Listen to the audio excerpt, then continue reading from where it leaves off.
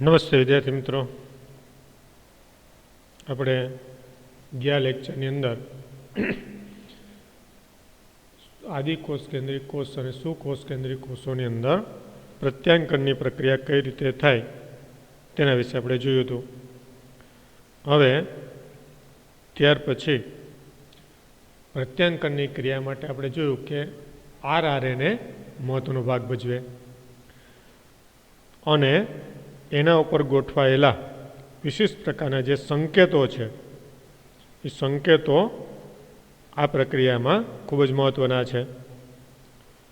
તો આવી પ્રત્યાંકનની પ્રક્રિયાની અંદર જે એમઆરએનએ છે એના ઉપરના જે સંકેતો છે, જેને આપણે એડિનિન, ગ્વાનિન, સાઇટોસિન એમ કહીએ છીએ, એ કેટલા આવા ન્યુક્લિયોટાઇડ ભેગા મળી અને આવા સંકેત બનાવે જેને આપણે જનીન સંકેત તરીકે ઓળખીએ છીએ.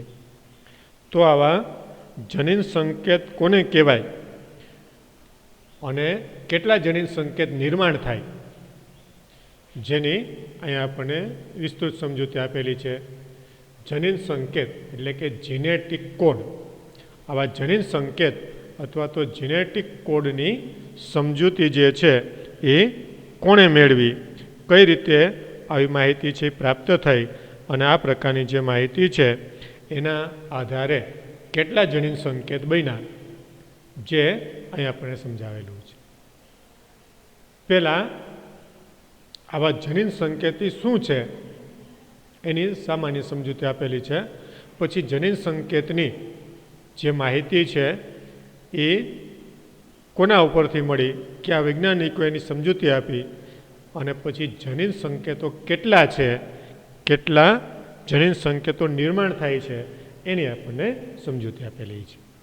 તો સ્વયંજનન અને પ્રત્યાંકન આ બે ક્રિયાઓ છે એ ન્યુક્લિક એસિડની અગત્યની ક્રિયાઓ છે. સ્વયંજનન જેને આપણે રેપ્લિકેશન કહીએ છીએ અને પ્રત્યાંકન ટ્રાન્સક્રિપ્શન એટલે કે જે મૂળ ન્યુક્લિક એસિડ છે એના જેવું જ નવું ન્યુક્લિક એસિડ, અથવા તો આપણે એમ કહીએ છીએ કે મૂળ ડીએનએ જેવું જ નવું ડીએનએ નિર્માણ થવાની ક્રિયા, જેને આપણે સ્વયંજનન અથવા રેપ્લિકેશન કહીએ છીએ. અને આ ડીએનએ ઉપર એમઆરએનએ નિર્માણ થાય એને આપણે પ્રત્યાંકન કહીએ છીએ.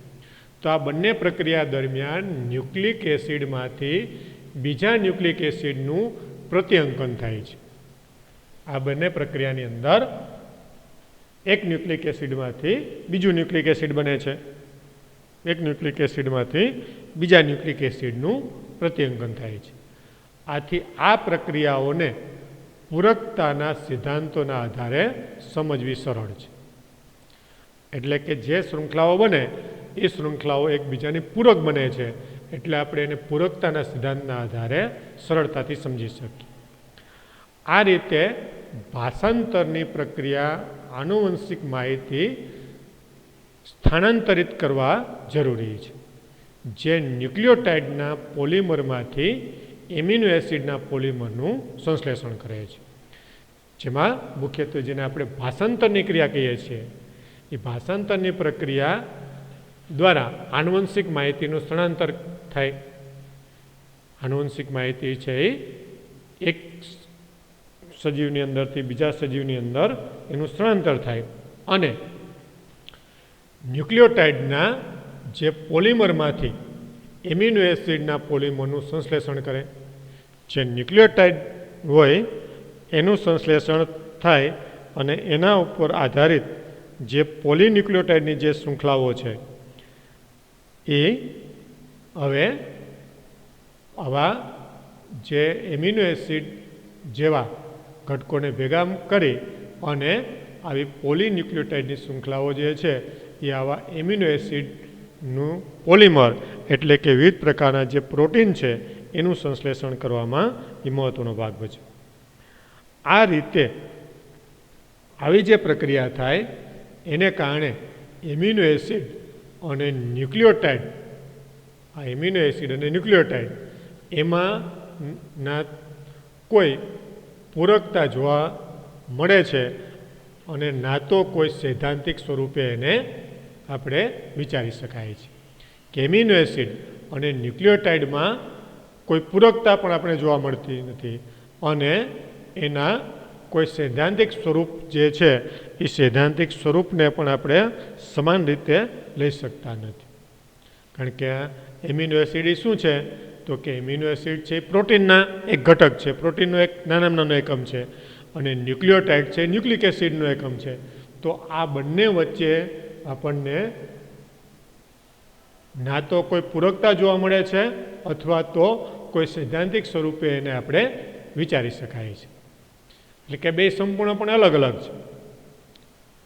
હવે ન્યુક્લિક એસિડ એ શું છે તો કે જે આનુવંશિક દ્રવ્ય છે, આ ન્યુક્લિક એસિડમાં ફેરફારથી પ્રોટીનના એમિનો એસિડમાં પણ પરિવર્તન આવી જાય છે. જો ન્યુક્લિક એસિડમાં કોઈ ફેરફાર થાય તો પ્રોટીનના જે એમિનો એસિડ છે એની અંદર એ ફેરફાર આવી જાય અને એ બાબતને આધાર આપતા પૂરતા પુરાવા છે કે આવા જો ન્યુક્લિક એસિડની અંદર કાંઈ ફેરફાર થાય, એટલે કે આનુવંશિક દ્રવ્યમાં કાંઈ ફેરફાર થાય તો આ જે પ્રોટીનના એમિનો એસિડ હોય એના ક્રમની અંદર એ ફેરફાર થાય. જેમ ન્યુક્લિયોટાઇડ ભેગા મળીને ન્યુક્લિક એસિડ બને એમ એમિનો એસિડ ભેગા મળીને પ્રોટીન બને. હવે બંને છે એ એકબીજાના કોઈ પૂરક નથી કે સૈદ્ધાંતિક સ્વરૂપો પણ એના બધા અલગ અલગ છે, છતાં પણ ન્યુક્લિક એસિડમાં કાંઈ ફેરફાર થાય તો આ એમિનો એસિડના ક્રમની અંદર એ પરિવર્તન થઈ જાય છે.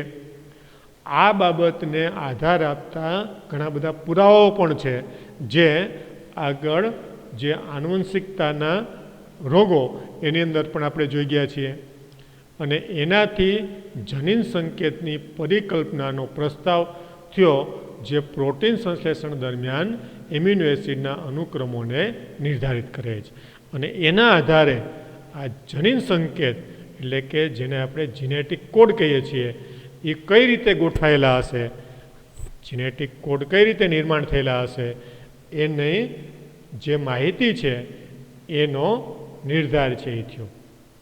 આવા પ્રોટીન સંશ્લેષણ દરમિયાન આવા એમિનો એસિડના અનુક્રમને આધારે આવી જે જનીન સંકેતોની રચના છે કઈ રીતે નિર્માણ થયેલી હશે એનો ખ્યાલ છે એ વૈજ્ઞાનિકોને આવ્યો.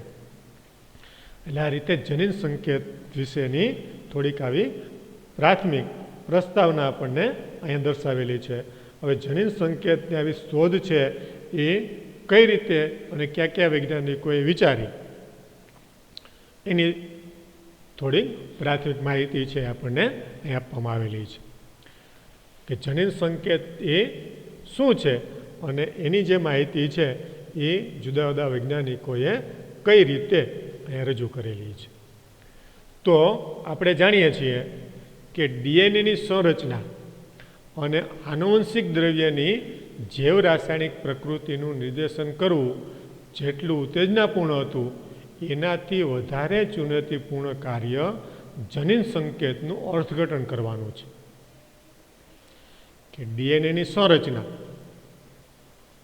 અને આનુવંશિક દ્રવ્યની જૈવ રાસાયણિક પ્રકૃતિનું નિર્દેશન, આનુવંશિક દ્રવ્ય એટલે જે ન્યુક્લિક એસિડ, આ જે બધી માહિતી છે એ માહિતીને રજૂ કરવી, એને વિસ્તૃત રીતે સમજાવી, એ જેટલી ઉત્તેજનાપૂર્ણ એટલે કે જેટલી આપણા માટે મહત્ત્વની હતી, આપણને એ સમજવી જેટલી એ અત્યારે સહેલી લાગે છે પણ એ સમજાવવી જ્યારે સમજાવવામાં આવતી હતી ત્યારે એ માહિતી છે એ ઘણી બધી અલગ હતી અને એ સમજાવવી ઉત્તેજનાપૂર્ણ હતી. પણ એનાથી વધારે ચુનૌતીપૂર્ણ એટલે કે એનાથી વધારે સમજવી અને એનાથી વધારે એનું અર્થઘટન કરવું એ જનીન સંકેત અંગેની માહિતી છે. જનીન સંકેત અંગેની માહિતી છે એના કરતાં વધારે ચુનૌતીપૂર્ણ હતી. ખરેખર તો એમાં વિવિધ ક્ષેત્રોના વૈજ્ઞાનિકો જેમ કે ભૌતિકશાસ્ત્રી, કાર્બનિક રસાયણશાસ્ત્રી, જીવરસાયણશાસ્ત્રી, જનીનશાસ્ત્રી વગેરે વૈજ્ઞાનિકોની જે સહયોગની આવશ્યકતા હતી.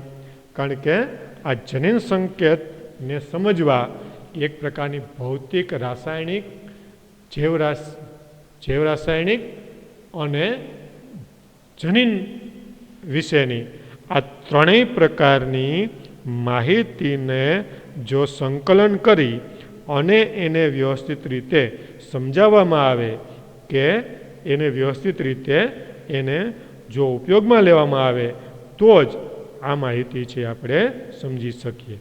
એટલા માટે આ તમામ પ્રકારની જે માહિતી છે એ માહિતીને જો આપણે બરાબર રીતે સમજીએ તો જ આ માહિતીનો આપણે ઉપયોગ કરી શકીએ. એટલા માટે ભૌતિક વૈજ્ઞાનિક, કાર્બનિક રસાયણશાસ્ત્રીઓ, જૈવ રસાયણશાસ્ત્રીઓ અને જનીન વિદ્યા સાથે સંકળાયેલા વૈજ્ઞાનિકો, આ બધા વૈજ્ઞાનિકો દ્વારા જો આ પ્રકારની માહિતીને સમજાવવામાં આવે અને આવી માહિતી જે છે એ માહિતીનો એ વિસ્તૃત રીતે ઉપયોગ કરે તો જ આ માહિતી સમજી શકાય. એટલે આ રીતે આવી માહિતીને સમજવા માટે જે કેટલાક વૈજ્ઞાનિકોએ કામ કર્યું એમાં જ્યોર્જ ગેવો જે એક ભૌતિક શાસ્ત્રી હતો. જ્યોર્જ ગેવો એક ભૌતિક શાસ્ત્રી હતો અને એણે આ જનીન સંકેત અંગેની માહિતી આપી. એ ફિઝિક્સનો વૈજ્ઞાનિક છે, ભૌતિક શાસ્ત્રી હતો. એણે શું માહિતી આપી તો કે એમનો વિચાર હતો કે જો બેઝ માત્ર 3 હોય અને 20 એમિનો એસિડનું સંકેતન કરવાનું હોય તો સંકેતનના નિર્માણમાં બેઝનો સમૂહ બનતો હશે.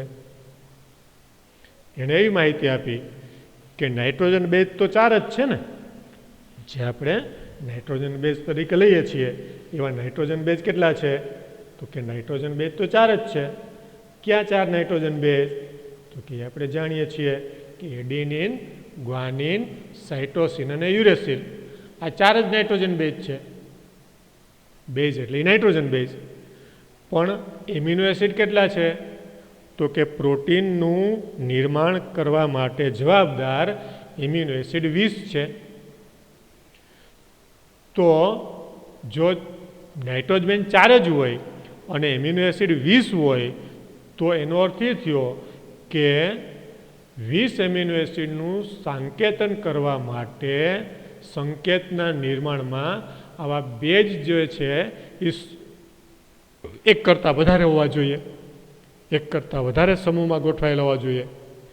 અને તેઓને આ પ્રકારની માહિતી સમજાવવા માટે આ ગેવો નામના વૈજ્ઞાનિકે એવું કીધું કે બધા જ 20 એમિનો એસિડનું સંકેતન માટે સંકેત 3 ન્યુક્લિયોટાઇડના બનેલા હોય છે. આવું બધા જ જો 20 એમિનો એસિડના સંકેતન માટેનું આવું જનીન સંકેતનું નિરૂપણ કરવું હોય તો સંકેતન 3 ન્યુક્લિયોટાઇડના બનેલા હોય છે. 3 ન્યુક્લિયોટાઇડના બનેલા સંકેત હોય એટલે કે જે આપણે એડિનિન, ગ્વાનિન, સાઇટોસિન અને થાઇમિન લઈએ એમાંથી આ એડિનિન, ગ્વાનિન અને થાઇમિન, તો આ 3 જે છે આ સંકેતો હોવા જોઈએ. અહીંયા જે આરએનએ છે એટલે આપણે થાઇમિનની જગ્યાએ યુરેસિલ લઈ શકીએ. એટલે એડિનિન, ગ્વાનિન, થાઇમિન, એડિનિન, આવા સાઇટોસિન, ગ્વાનિન, એ રીતે આ રીતે 3 આવા ન્યુક્લિયોટાઇડ હોવા જોઈએ. એટલે કે 3 ન્યુક્લિયોટાઇડ જે છે એ આ રીતે આવા જનીન સંકેતનું નિરૂપણ કરતા હોવા જોઈએ. અને એનાથી 4:3 એટલે કે 4x4x4 ના ઉત્પરિવર્તન સંયોજન દ્વારા આપણને 64 સંકેતો છે એ મળશે.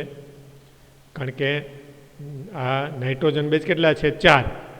હવે 4 નાઇટ્રોજન બેઝ છે એ અલગ અલગ રીતે 3-3ની સંખ્યામાં જોડાય, 3-3ના સમૂહમાં જોડાય અને જો આવા જનીન સંકેતનું નિર્માણ કરે તો આપણને 64 સંકેતો મળે. અને આ રીતે બનતા સંકેતો જરૂરિયાત કરતાં ઘણા વધારે છે. એટલે કે જે 20 એમિનો એસિડનું સંકેતન કરતા હોય એના કરતાં વધારે છે, જેથી કરીને આપણે સ્પષ્ટ રીતે કહી શકીએ કે, જો કે આ ગેવો નાનો વૈજ્ઞાનિકે કીધું હતું કે સ્પષ્ટ રીતે કહી શકો કે 3 આવા જે ન્યુક્લિયોટાઇડ છે એ ભેગા મળી અને એક જનીન સંકેત બનાવે છે. અને આવા 4 આવા નાઇટ્રોજન બેઝ છે એટલે આવા 64 જનીન સંકેત બને.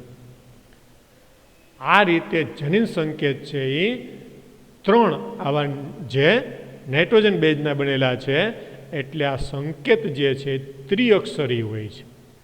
આ સંકેત છે કેવા છે? જે ત્રિઅક્ષરીય છે. અને તેનું પ્રમાણ આપવું અત્યંત કઠિન કાર્ય હતું. એટલે હવે એ ત્રિઅક્ષરીય છે એવું આ ગેમોવ નામના વૈજ્ઞાનિકે તો કીધું, પણ એ ભૌતિકશાસ્ત્રી હતો એટલે એનું સંપૂર્ણપણે પ્રમાણ એટલે કે જે એની સાબિતી આપી શક્યો ને કઈ રીતે 3 અક્ષરના બને છે એની માહિતી એણે આપી, પણ એની ગોઠવણી કઈ રીતે થાય છે, એના દ્વારા આરએનએ કઈ રીતે નિર્માણ થાય છે, એનું સંકેતન કઈ રીતે થાય છે, એની માહિતી આ ગેમો આપી શક્યો નહોતો. એનું આપવું એક કઠિન હતું. પણ ત્યાર પછીના એક વૈજ્ઞાનિક જે હરગોવિંદ ખોરાના નામના વૈજ્ઞાનિક કે જે ભારતીય છે, હરગોવિંદ ખુરાના તરીકે આપણે એને ઓળખીએ છીએ, જે નિશ્ચિત બેઝના જોડાણવાળા આરએનએ અણુઓના સંશ્લેષણની રાસાયણિક પ્રક્રિયાની શોધ કરી. એટલે હરગોવિંદ ખુરાનાએ નિશ્ચિત બેઝ કે જે સમપોલિમર અથવા તો સપોલિમર તરીકે વર્તી અને આરએનએના અણુનું એણે સંશ્લેષણ કર્યું.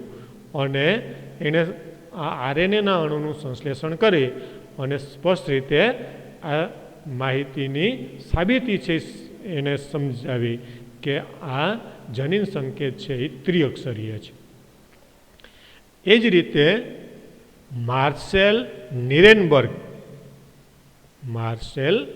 નિરેનબર્ગ નામના વૈજ્ઞાનિકે પણ એના વિશેની કેટલીક માહિતી સમજાવી. આ માર્સેલ નિરેનબર્ગની પ્રોટીન સંશ્લેષણ માટેની જે કોષમુક્ત પ્રણાલી એટલે કે કોષની બહાર પ્રોટીન સંશ્લેષણ, કોષમુક્ત પ્રણાલી, કોષની બહાર પ્રોટીન સંશ્લેષણની પ્રક્રિયા કઈ રીતે થાય છે એની જે સમજૂતી છે એ આ વૈજ્ઞાનિકે આપી. અને એણે સેલ ફ્રી સિસ્ટમ દ્વારા, સેલ ફ્રી સિસ્ટમ એટલે કે કોષની બહાર આવી જે પ્રોટીન સંશ્લેષણની પ્રક્રિયા થાય એની માહિતી એણે સમજાવી. એટલે એને સેલ ફ્રી સિસ્ટમ તરીકે ઓળખવામાં આવે. કોષની બહાર થતી પ્રોટીન સંશ્લેષણની પ્રક્રિયામાં સંકેતનના અર્થઘટન માટે એ ખૂબ જ મહત્વપૂર્ણ બની. જે કોષની બહાર આવું પ્રોટીન સંશ્લેષણ થાય અને એનું સંકેતન કઈ રીતે થાય છે એને સમજવા માટે આ પ્રક્રિયા છે અગત્યની બની. એ રીતે સેવેરો ઓકોઆ ઉત્સેચક આરએનએને સ્વતંત્ર રૂપે ટેમ્પલેટના નિશ્ચિત અનુક્રમો સાથે બહુલીકરણ થવા માટે સહાયતા પ્રદાન કરે છે. સેવેરો ઓકોવા ઉત્સેચક, સેવેરો ઓકોવા જે ઉત્સેચક જેને પોલીન્યુક્લિયોટાઇડ ફોસ્ફોરાઇલેઝ તરીકે ઓળખવામાં આવે છે, જે આરએનએને સ્વતંત્ર રીતે એટલે કે આરએનએનું ઉત્સેચકી સંશ્લેષણ કરવા માટે એ મહત્વનો ભાગ ભજવે છે. અને ટેમ્પલેટના નિશ્ચિત અનુક્રમ જે ડીએનએ ટેમ્પલેટ શૃંખલા હોય એના ઉપર આરએનએ નિર્માણ થાય ને, એટલે આ ડીએનએની ટેમ્પલેટના નિશ્ચિત અનુક્રમ સાથે બહુલીકરણ થવા માટે સહાયતા પ્રદાન કરે છે, એટલે કે એના માટે ઉપયોગી છે. આ પ્રકારની માહિતી છે પ્રાપ્ત થઈ. આ રીતે સ્પષ્ટ રીતે આપણને ખ્યાલ આવ્યો કે આવા જનીન સંકેતો જે છે એ ત્રિઅક્ષરીય છે. અને આ ત્રિઅક્ષરીય જનીન સંકેતો દ્વારા આવા જનીનોનું સંકેતન થાય છે. અને એનું નિરૂપણ થાય છે.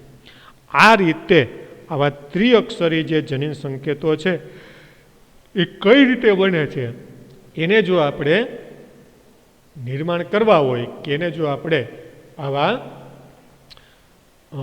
સંકેતો દ્વારા 64 જે જનીન સંકેતો છે એ 3 અક્ષરો દ્વારા કઈ રીતે નિર્માણ થાય છે એને આપણે આ આનુવંશિક સંકેતોનું ચેકર બોર્ડ તૈયાર કરાવ્યું અને જેના દ્વારા આ 64 જે સંકેતો કઈ રીતે બને છે એની જે માહિતી છે એ આ કોષ્ટક દ્વારા આપણને અહીંયા સમજૂતી આપેલી છે કે આ જે ચેકર બોર્ડ છે એના દ્વારા આ જે 64 જનીન સંકેતો વિવિધ પ્રકારના એમિનો એસિડનું સંકેતન કરવા માટે આ 64 જે જનીન સંકેતો જે છે એ કઈ રીતે ગોઠવાયેલા છે એની માહિતી જે છે એ આપણને અહીંયા આ કોષ્ટક સ્વરૂપે અહીંયા આપેલી છે. અને આ જે માહિતી છે એને જો અહીંયા આપણે આ કોષ્ટક સ્વરૂપે સમજીએ તો એને સ્પષ્ટ રીતે આપણે જોઈ શકીએ. તો આ પ્રકારની જે માહિતી છે કે જે કોષ્ટકની અંદર આપણને આવા જે 64 જનીન સંકેતો છે એ સમજાવેલા છે. જેમાં આપણે જાણીએ છીએ કે મુખ્ય 4 આ ન્યુક્લિયોટાઇડના અણુઓ છે એટલે કે જેને આપણે નાઇટ્રોજન બેઝ કહીએ છીએ. આરએનએની અંદર આ 4 નાઇટ્રોજન બેઝ આવેલા છે. ક્યાં? તો કે આ યુરેસિલ, આ સાઇટોસિન, એડિનિન અને ગ્વાનિન. ડીએનએ હોય તો યુરેસિલની જગ્યાએ શું હોય? થાઇમિન હોય. તો આપણે પ્રથમ હરોળની અંદર આ યુરેસિલ, સાઇટોસિન, એડિનિન અને ગ્વાનિન એના રીતે લઈએ. એ રીતે દ્વિતીય હરોળની અંદર આપણે અહીં ઊભા લઈએ કે જે આ યુરેસિલ, સાઇટોસિન, એડિનિન, ગ્વાનિન એ રીતે આપણે લઈએ. અને ત્રીજી જે હરોળ છે, કારણ કે 3 સંકેતને આપણે સાથે લેવા છે ને, એટલે આ રીતે ચેકર બોર્ડ દ્વારા આપણે એને દર્શાવી શકીએ. અને દ્વિતીય જે સ્થિતિ છે એની અંદર આપણે આ ઊભા લીધા. તૃતીય જે સ્થિતિ છે એની અંદર આ યુરેસિલ, આ સાઇટોસિન, એડિનિન અને ગ્વાનિન એને આપણે આડા લીધા. હવે એના દ્વારા આપણે 3 આ જે ન્યુક્લિયોટાઇડ એટલે કે જેને આપણે નાઇટ્રોજન બેઝ કહીએ છીએ એ લેતા જઈએ, 3 આવા ન્યુક્લિયોટાઇડને લેતા જઈએ તો આપણને 3 અક્ષરનો આ એક જનીન સંકેત મળશે. આ 3 અક્ષરનો આવો એક જનીન સંકેત છે આપણને મળે. હવે એને આપણે અહીંયા કઈ રીતે એને આપણે લેતા જઈએ તો કે અહીંથી યુ, આ યુ, આ યુ અને અહીંથી યુ એટલે you you you, you you અને પછી આ સી એટલે you you C, you you અને અહીંથી એ એટલે you you A, you you, આ યુ, અહીંયા યુ અને અહીંથી આ જી એટલે યુ યુ જી. એ જ રીતે આપણે આની અંદર લેશું, એ જ રીતે આની અંદર લેશું, એ જ રીતે આમાં લેશું. એ રીતે અહીંયા આપણે લઈએ તો આ સી, આ યુ અને યુ એટલે સી યુ યુ, અહીંથી સી, અહીંથી યુ લીધો, અહીંથી આ સી લીધો તો સી યુ સી, અહીંથી આપણે સી લીધો, અહીંથી યુ લીધો અને અહીંથી આ એ લીધો તો સી યુ એ. એ જ રીતે આપણે આની અંદર લેશું, બીજા કોષ્ટકમાં, ત્રીજામાં, ચોથામાં. એ જ રીતે દરેકની અંદર આપણે લઈએ તો આવા 64 આવા સંકેત આપણને મળ્યા. એટલે કે 64 શક્યતાઓ આપણને મળી. જો 4 જે આવા ન્યુક્લિયોટાઇડ છે એને આપણે આ રીતે 3 અક્ષરો સ્વરૂપે દર્શાવ્યા તો આપણને આ રીતે 64 આવા સંકેતો છે એ પ્રાપ્ત થાય. દરેક ખાનાની અંદર 4 આવા જે ખાનાઓ છે એની આપણે ગણતરી કરીએ તો આ 64 સંકેતો આપણને મળે. હવે આ રીતે આવા જે 64 સંકેતો છે એ શેનું નિર્દેશન કરે છે? તો કે જુદા જુદા પ્રકારના એમિનો એસિડનું એ નિર્દેશન કરે છે. તો આ જે એમિનો એસિડ છે એને અહીંયા બાજુમાં દર્શાવેલા છે. આ એમિનો એસિડ PHE ફિનાઇલ એલિનિન, પછી LEU એટલે લ્યુસિન, ACR એટલે સેરિન, TYR એટલે ટ્રિપ્ટોફેન, પછી HIS એટલે હિસ્ટિડિન. તો આ રીતે આ બધા શું છે? આ બધા એમિનો એસિડના નામ છે. આ ACR એટલે સિરિન, ARG એટલે આર્જિનિન. આ બધા શું છે? તો કે આ બધા એમિનો એસિડ છે. VAL એટલે વેલાઇન. તો આ રીતે આવા એમિનો એસિડને આપણે લઈએ તો એમિનો એસિડ 20 છે. એટલે બાજુમાં આ બધા એમિનો એસિડના નામ આપેલા છે. હવે જો આ એમિનો એસિડના ટૂંકા નામ છે, આ નામ જે છે એ આપણે 11th અંદર ભણી ગયા છીએ. વિવિધ પ્રકારના એમિનો એસિડના નામ, બરાબર ને? એમિનો એસિડના બધા નામ જેને અહીં ટૂંકમાં આપેલા છે.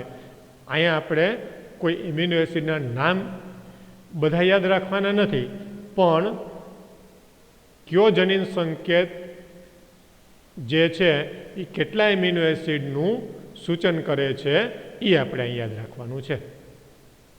એટલે અહીંયા જો એમના જનીન સંકેતોના ગુણધર્મોની અંદર આવશે.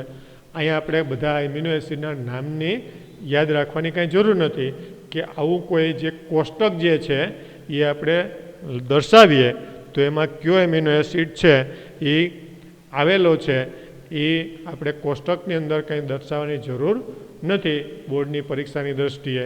અને નીટ કે ગુજકેટની પરીક્ષાની દૃષ્ટિએ ક્યાંય કોષ્ટક આપણે લખવાનું ન હોય, પણ એની અંદર ખાલી આપણને કેટલા જનીન સંકેત છે એ કયા એમિનો એસિડનું સૂચન કરે છે એ આપણે ધ્યાનમાં રાખવાનું છે, જે આપણને આગળ એમિનો એસિડના ગુણધર્મોની અંદર આપેલું છે. એટલે આ રીતે અહીંયા આ જો આપણે કોષ્ટક આપણે જોઈએ તો એની અંદર 4x4x4 એમ જો આપણે લઈએ તો આ 64 જનીન સંકેત આપણને અહીંયા મળે છે.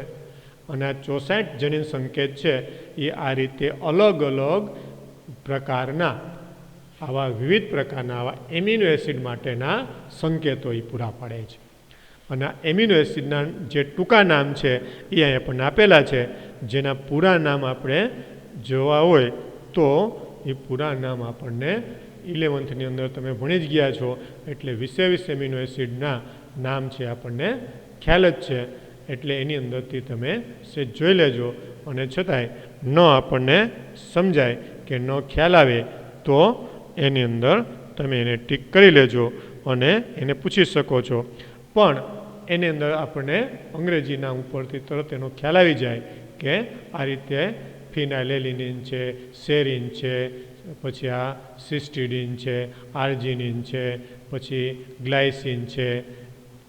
એ રીતે આપણે બધા એમિનો એસિડ જે છે એના નામ છે આ રીતે જોઈ શકીએ. એટલે આ રીતે અલગ અલગ પ્રકારના આવા જે જનીન સંકેતો જે છે એને અહીંયા આપણે લઈ શકીએ. અને આવા પ્રકારના જેવા જનીન સંકેતો જે છે એ અલગ અલગ 64 સંકેતો બને.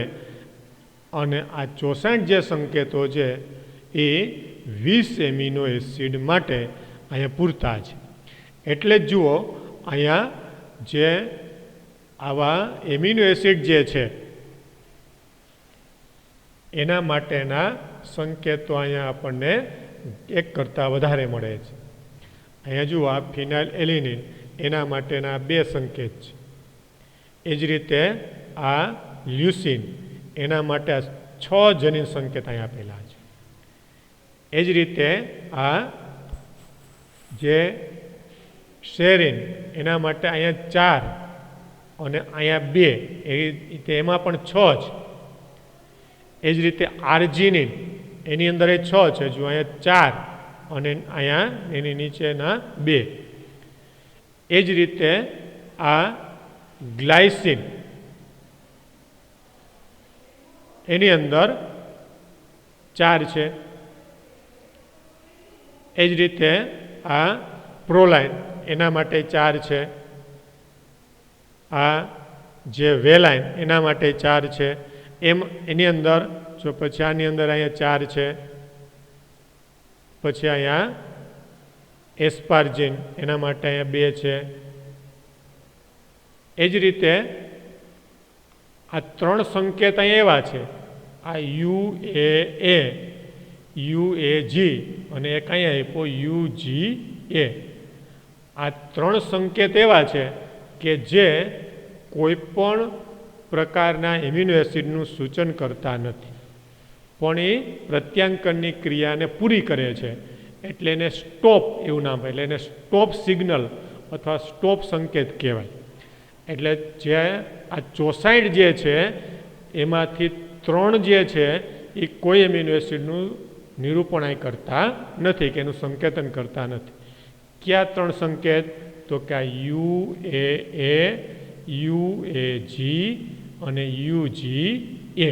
આ 3 સંકેત જેની સામે સ્ટોપ લખેલું છે, એટલે એને સ્ટોપ સિગ્નલ તરીકે પણ ઓળખવામાં આવે છે. એટલે આ રીતે આવા 64 જનીન સંકેત બનશે. અને આ 64 જે જનીન સંકેત છે એ 20 એમિનો એસિડ માટે પૂરતા છે, જેથી કરીને અહીંયા આ દરેક જે વૈજ્ઞાનિકોએ આ માહિતી આપી એ માહિતીના આધારે જે આ જનીન સંકેતો વિશેની જે પ્રક્રિયા થઈ એ આપણે આનુવંશિક સંકેતનું આ રીતે ચેકર બોર્ડ તૈયાર કરી અને જુદા જુદા વૈજ્ઞાનિકોએ આ માહિતી સમજાવી અને એના આધારે 64 જનીન સંકેતો છે અસ્તિત્વમાં છે એવી માહિતી આપી. અને 64 જનીન સંકેતો છે એનો અર્થ એ થયો કે જે 20 એમિનો એસિડનું સંકેતન કરવા માટે એ પૂરતા છે.